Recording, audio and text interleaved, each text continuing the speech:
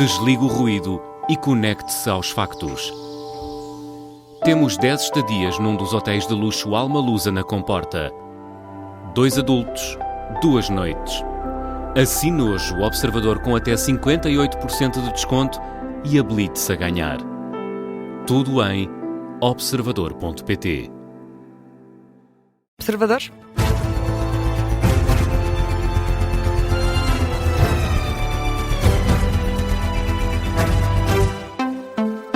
Começa agora o Jornal das 9, edição da jornalista Diana Rosa. E Diana, começamos com a conclusão do relatório da equipa que analisou o apagão de abril do ano passado. O sistema elétrico português precisa de ser modernizado. É necessário investimento e inovação, ainda que a infraestrutura seja segura e robusta. É o que adianta o grupo de aconselhamento técnico que apresentou hoje o documento. Sublinha que o sistema português é centralizado e pouco digital, precisa de mais independência, não só a nível ibérico como europeu. Deixa 5 recomendações essenciais explicadas pelo jornalista Martim Madeira. A começar por menos burocracia no Parlamento. O relatório critica o atual modelo por ser demasiado lento e complexo e a recomendação é clara. O Estado tem de simplificar os processos, retirar a Assembleia da República das decisões puramente técnicas e planear com base na incerteza e não em calendários fixos. A segunda medida fala numa tecnologia e gêmeos digitais. Não basta estender mais cabos e linhas, o futuro passa por baterias gigantes, centrais hídricas reversíveis e pela criação de um Digital Twin, um modelo digital de todo o sistema ibérico, para prever falhas antes que elas aconteçam.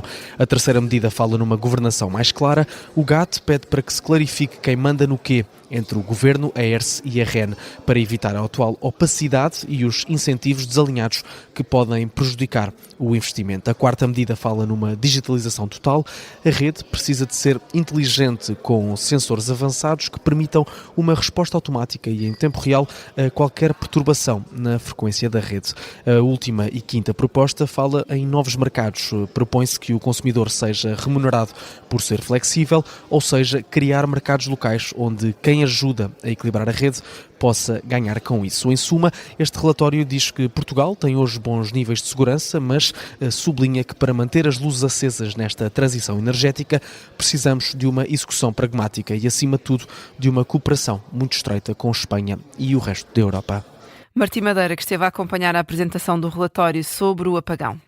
Confrontada com as conclusões do relatório, a Ministra do Ambiente, Maria Graça Carvalho, afirma que o Governo já tinha adotado grande parte das recomendações. E justifica com falhas no sistema espanhol. O relatório do ENTSO-E era o primeiro passo porque é ele que identifica as razões técnicas do evento.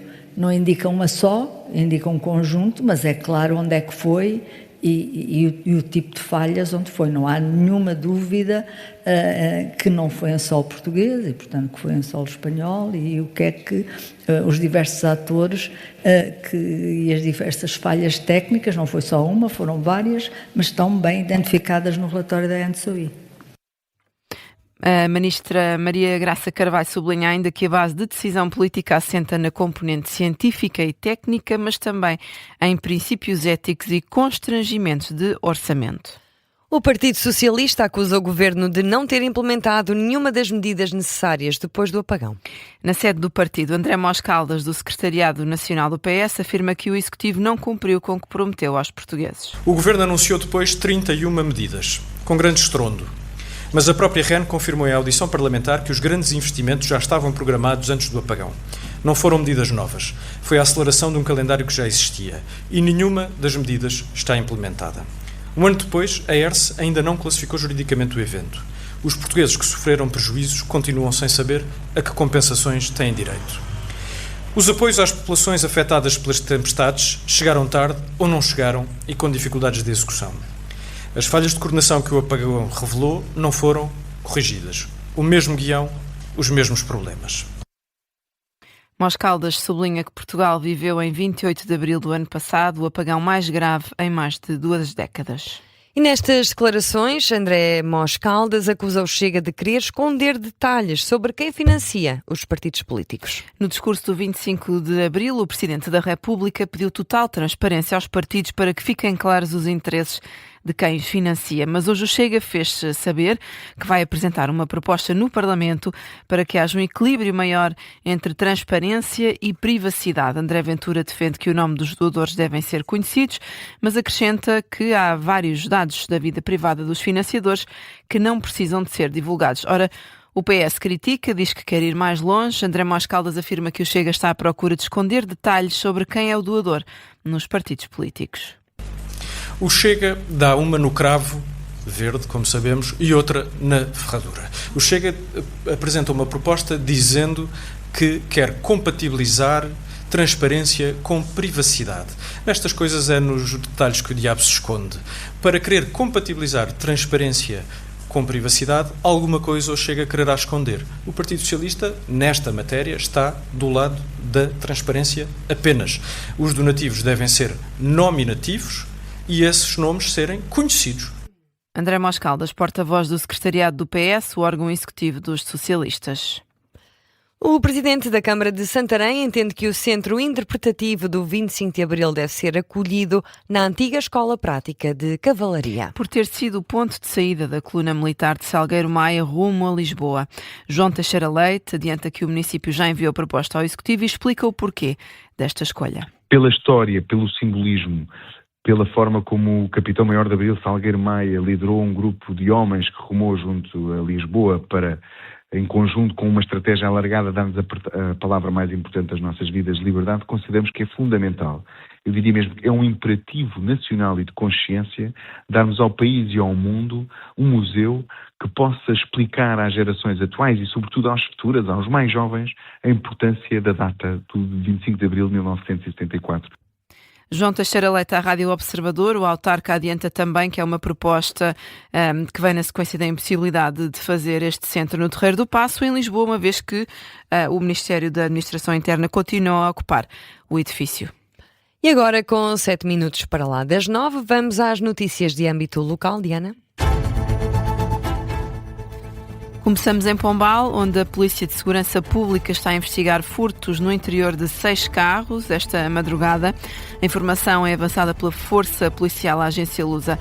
De acordo com a fonte do Comando Distrital de Leiria da PSP, as viaturas estavam estacionadas num parque nas imediações do bairro João de Deus quando ocorreram os crimes.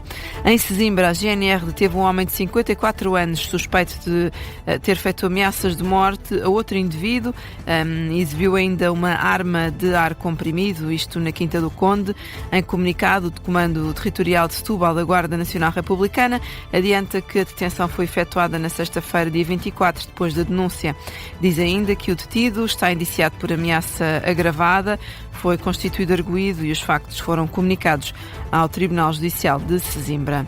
A Câmara da Maia alerta para uma tentativa de burla que está a ser realizada por um homem com recurso a um despacho falsamente assinado pelo Presidente da Câmara. A informação estava a ser avançada pelo Jornal de Notícias, que diz que o homem abordava os municípios com propostas de investimentos em terrenos, tendo na posse um documento que alegadamente teria a assinatura de António Silva Tiago. À mesma fonte, a autarquia garante que vai apresentar uma queixa-crime. Em Oliveira das Mães, o Serviço Municipal de Proteção Civil intensificou os trabalhos de terreno focados na mitigação de incêndios rurais. A informação é avançada em comunicado pela autarquia, explica que o objetivo é cautelar a aproximação destes que são os meses de maior risco agora durante o verão. A Câmara Municipal de Sintra vai iniciar na próxima quarta-feira os trabalhos de reabilitação do piso rodoviário em várias ruas da localidade de Vila Verde, freguesia da Terrugem. Intervenções que vão abranger a Rua Vasco Gonçalves, também a Avenida Liberdade, a Rua Cortês Pinto e a Rua Marquês de Pombal. Prevê-se que as obras estejam concluídas no prazo de 5 semanas. O Presidente da Câmara das Caldas da Rainha manifestou hoje apoio à criação da Universidade de Leiria Oeste. Vítor Marques considera que a universidade é uma aposta fundamental para o desenvolvimento da região. A posição foi assumida à Agência Lusa na sequência dos pareceres desfavoráveis emitidos pelo Conselho de Reitores das Universidades Portuguesas e pelo coordenador dos Institutos Superiores Politécnicos. E foi o Jornal das 9 com a jornalista Diana Rosa. Já a seguir a Guerra Traduzida. As notícias estão de regresso às 9h30. Até já. Até já.